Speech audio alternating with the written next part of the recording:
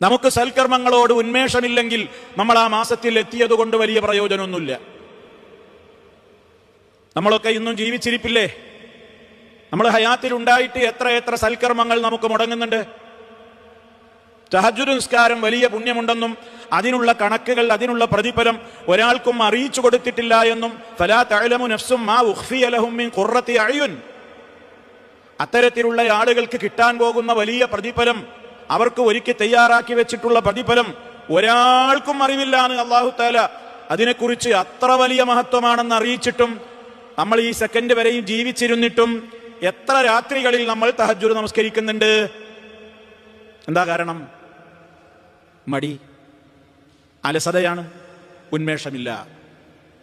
ഇതിൽ നിന്ന് എന്നെ രക്ഷപ്പെടുത്തണേ എന്നുള്ള പ്രാർത്ഥനയും കൂടെ കരുതണം.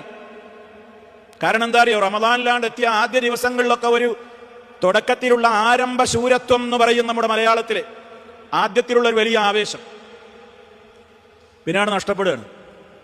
ഓരോ ദിവസങ്ങൾ കഴിയും തോറും ഉന്മേഷം കൂടേണ്ട മാസമാണ് റമദാൻ. പക്ഷേ ആളുകളിൽ കാണുക നേർ വിപരീതമാണ്, ഉന്മേഷം കമ്മിയായി വരും. അതെന്തുകൊണ്ടാണെന്നറിയോ? ആ ഉന്മേഷമില്ലായ്മ എന്തുകൊണ്ടാ? ആലസ്യം നമ്മളെ പിടികൂടുന്നത് എന്തുകൊണ്ടാ? ഒരു കർമ്മം ചെയ്യാൻ വിചാരിച്ചാൽ പോലും ഉന്മേഷമല്ല, അതിന് സാധ്യതല്ല, താല്പര്യമല്ല, അങ്ങനെ അത് മുടങ്ങിപ്പോവുകയാണ്. മഹാനായ ഹസനുൽ ബസരി റഹിമഹുല്ലയോട് ഒരു ശിഷ്യൻ വന്നുകൊണ്ട് ചോദിച്ചു, ഉസ്താദേ,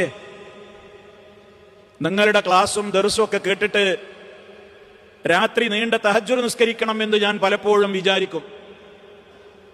അങ്ങനെ അതിനുവേണ്ടി ദൂര സ്ഥലത്ത് നിന്ന് രാത്രിയിൽ എഴുന്നേറ്റാൽ എനിക്ക് അംഗസ്നാനം ചെയ്യാൻ ഉതുവെടുക്കാനുള്ള ശുദ്ധജലം ഞാൻ ഒരു ഭാഗത്ത് കരുതി വെക്കും.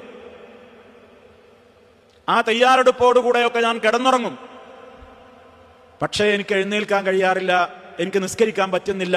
പലപ്പോഴും എൻ്റെ അവസ്ഥ അങ്ങനെയാണ്, വിചാരിച്ചിട്ടും എനിക്കതിന് സാധിക്കുന്നില്ല.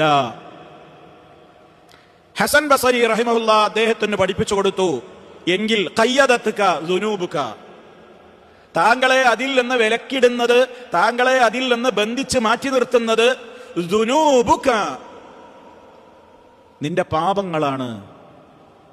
അപ്പൊ പാപക്കറകൾ ബാക്കിയുള്ള ഹൃദയത്തോടെ റമദാനിലേക്ക് പ്രവേശിച്ചാൽ റമദാനിൽ സൽക്കർമ്മങ്ങൾ ചെയ്യാൻ ഉന്മേഷം കിട്ടില്ല. അതുകൊണ്ട് റമദാനിലേക്ക് പ്രവേശിക്കുന്ന ഞാനും നിങ്ങളും ആദ്യം ചെയ്യേണ്ടത് അത്തൗബത്തുൻ നസൂഹ് വകസറത്തുൽ ഇസ്തിഗ്ഫാർ, വ്യക്തമായ നിലക്ക് പൂർണ്ണമായ തോതിലുള്ള തൗബ, ഇസ്തിഗ്ഫാർ അധികരിപ്പിച്ചുകൊണ്ടിരിക്കുക.